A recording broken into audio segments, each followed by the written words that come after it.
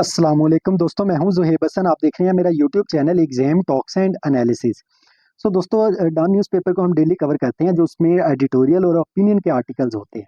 Editorial के लिए मैं अलग से वीडियो बनाता हूँ और ओपिनियन के जो आर्टिकल्स होते हैं उसके लिए अलग से वीडियो बनाता हूँ। ये एडिटोरियल की है। अगर आप ओपिनियन की भी सुनना चाहते हैं, फिर ही आपका मुकम्मल करंट अफेयर तैयार होगा, तो आप उसके लिए मेरे चैनल में दूसरी वीडियो होगी, वो जाके सुनिएगा। सो ये 8 अगस्त 2025 की है, जिसमें एडिटोरियल, और 8 अगस्त 2025 के ओपिनियन के लिए दूसरी वीडियो को आप फॉलो कीजिएगा। और अगर आप चाहते हैं डेली बेसिस पे आपको वीडियो मिले, तो काइंडली इसे सब्सक्राइब भी लाजमी कीजिएगा। सो एडिटोरियल के जो 3 आर्टिकल आज हम कवर करने जा रहे हैं, उसमें ये टफ चॉइसेस के नाम से है, दूसरा पॉलिसी क्रंच के नाम से है, और तीसरा बलोचिस्तान ट्रबल के नाम से है। एक एक करके इनको डिस्कस करते हैं। दोस्तों, सबसे पहला है हमारा टफ चॉइसेस के नाम से आर्टिकल एडिटोरियल का। अब इसके अंदर क्या है दोस्तों, केपी के अंदर स्पेशली जो हमारे पास फाटा का रीजन है, वहाँ पे टेररिज्म दोबारा से बढ़ना शुरू हो गया है। अब लोग जो है दोस्तों, वो मिलिट्री ऑपरेशन की वजह से और इस वायलेंस की वजह से या टेररिज्म की वजह से बहुत ज़्यादा खौफज़दा है। स्टेट जो है, अब उसके लिए बहुत मुश्किल होता जा रहा है कि वो क्या फैसला करे। क्या वो मिलिटेंट्स के साथ, दहशतगर्दों के साथ दोबारा से बात करेगी, या दोबारा से किसी ऑपरेशन को लॉन्च किया जाएगा इनके खिलाफ, या कोई नया रास्ता तलाश किया जाएगा। इन तीनों में से अब यानी कि रियासत को कुछ ना कुछ डिसाइड करने की ज़रूरत है कि किस तरह से दहशतगर्दी को फाटा के रीजन में रोकना है। सो दोस्तों, केपी की जो गवर्नमेंट है उसने क्या किया कि 3 बड़े जिरगा को अरेंज किया फाटा के अंदर। मकसद उसका जिरगा बिठाने का ये था ताकि लोगों की ओपिनियन का पता लगे कि वहाँ के लोग क्या चाहते हैं, कि किस तरह से टेररिज्म को कंट्रोल करना चाहिए। सो दोस्तों, लोगों की जो डिमांड थी, एक तो वो ये चाहते थे, वहाँ के जो फाटा के लोग थे, वो चाहते थे कि अफगान तालिबान से बात की जाए। इसके अलावा आप टीटीपी से भी बात करें।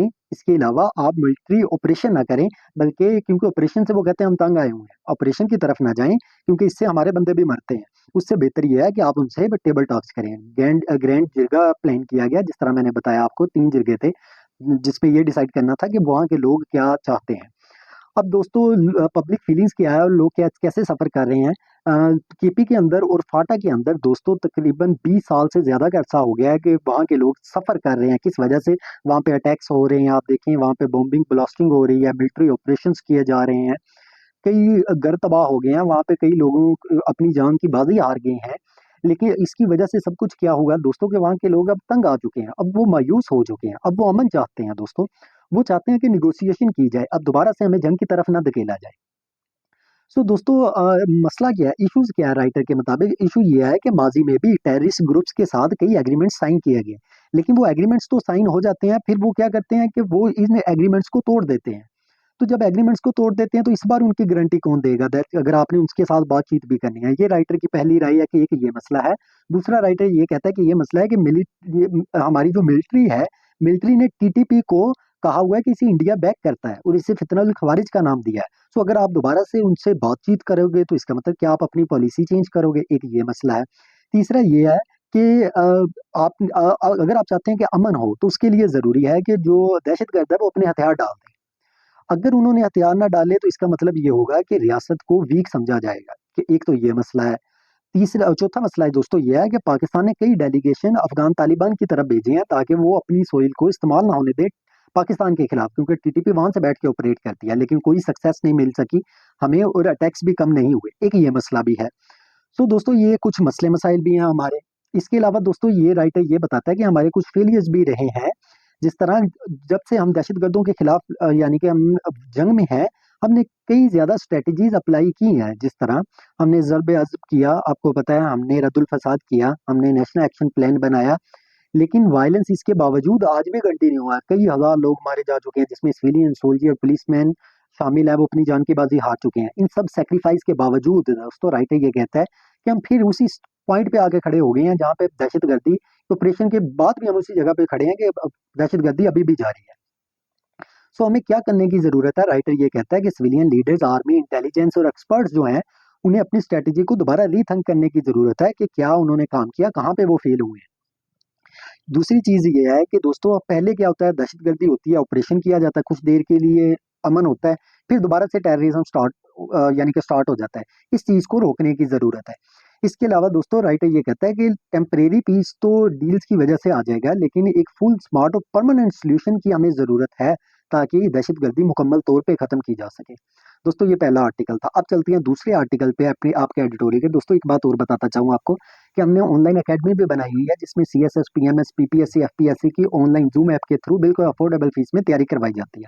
अगर कोई बच्चा तैयारी करना चाहता है तो वो कमेंट कर सकता है या मेरे चैनल के थ्रू मेरे नंबर लेके मुझसे रब्ता कर सकता है। तो दोस्तों दूसरा हमारा टॉपिक है पॉलिसी क्रंच के नाम से। दोस्तों जो गवर्नमेंट है उसने क्या किया हुआ है कि डॉलर का रेट है ना जो आर्टिफिशियली उसका रेट निकाला हुआ है 250 रुपए में आपको $1 मिलेगा। तो इसकी वजह ये थी ताकि इन्फ्लेशन को कंट्रोल किया जा सके और इकोनॉमिक स्टेबिलिटी दिखाई जा सके।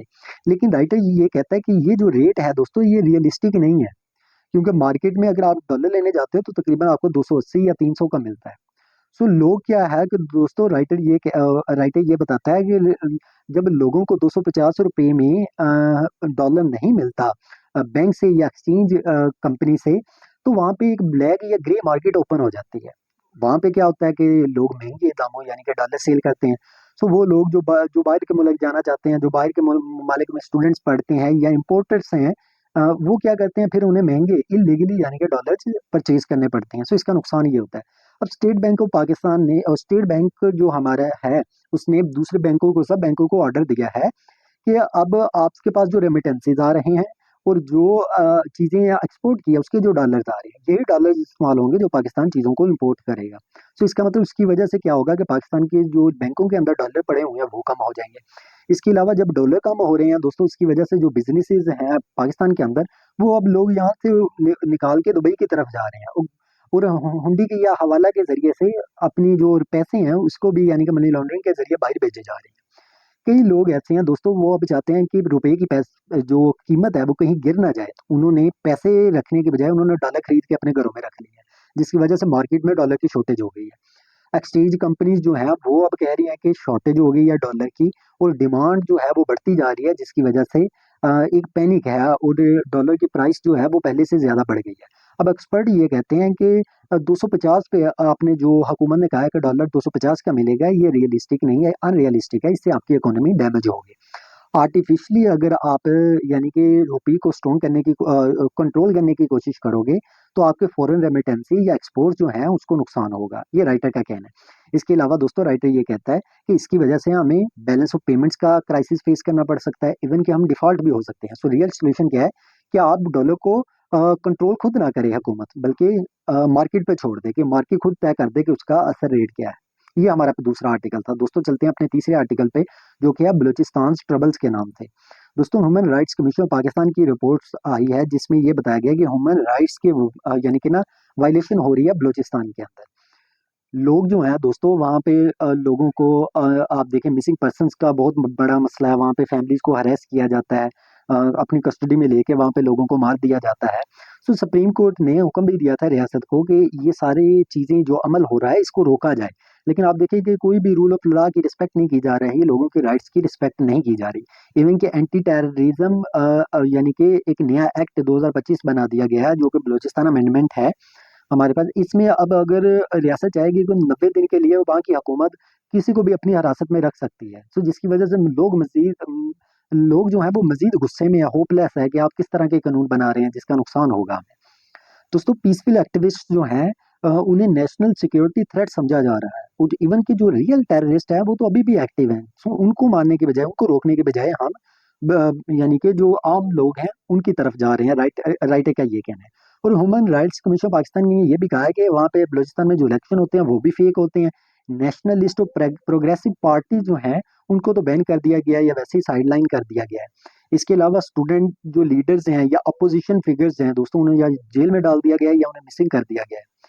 सो इनमें से बहुत सारे ऐसे हैं, मेनी आर पुनिश्ड विदाउट रीजन, कई ऐसे हैं जिन्हें बगैर किसी वजह के सजाएं दी गई है। सो राइटर ये कहना चाहता है कि अनइलेक्टेड ग्रुप्स को बलूचिस्तान में पावर में लेके आया गया है यानी कि हुकूमत में, इवन तो लोगों से वोट नहीं हासिल किया उन्होंने। सो जिसकी वजह से लोग जो है दोस्तों वो होपलेस है, अब वो चाहते हैं कि इस सूबे को छोड़ के हम कहीं और चले जाएं। इस तरह की सिचुएशन वहाँ पे है। इसके अलावा दोस्तों बलूचिस्तान में एक मसला ये भी है कि वहाँ के जो नेचुरल रिसोर्सेज हैं उसका फायदा बलूचिस्तान की बजाय दूसरे ज्यादा उठा रहे हैं। आप देखें सुई गैस ज्यादा बलूचिस्तान से निकलती है, अभी भी वहाँ पे लोड शेड यानी कि इसकी सुई गैस की शॉर्टेज होती है। सो जो लोकल पीपल है वहाँ के, ना उन्हें जॉब्स मिलती है, ना एजुकेशन है, ना वहाँ पे रिप्रेजेंटेशन उनकी हुकूमत में है। सो ये मसले मसाइल हैं। इसके अलावा दोस्तों जो इलेक्टेड असेंबली है उसके पास कोई ज़्यादा पावर तो है नहीं, डिसीजन जो है वो तो कहीं और होते हैं। सो एक ये वहाँ का मसला है। इसके अलावा राइटर ये कहता है अगर यही मसले रहे तो इंसर्जेंसी मजीद बढ़ सकती है, लोग वायलेंस की तरफ मूव कर सकते हैं।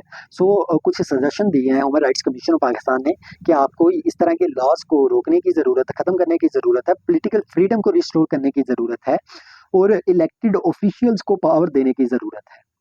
दोस्तों इसके अलावा सिक्योरिटी एजेंसीज को अकाउंटेबल बनाने की ज़रूरत है और जो यूथ है उसे जॉब्स और एजुकेशन देने की ज़रूरत है, फिर जाके ये मसला हल होगा। दोस्तों इसके अलावा ओपिनियन के भी आर्टिकल मेरे लाजमी सुनिएगा आप इसी डेट के, वो आपकी सेकंड वीडियो जो यानी कि आप मेरे चैनल पे जाके वो सुन सकते हैं।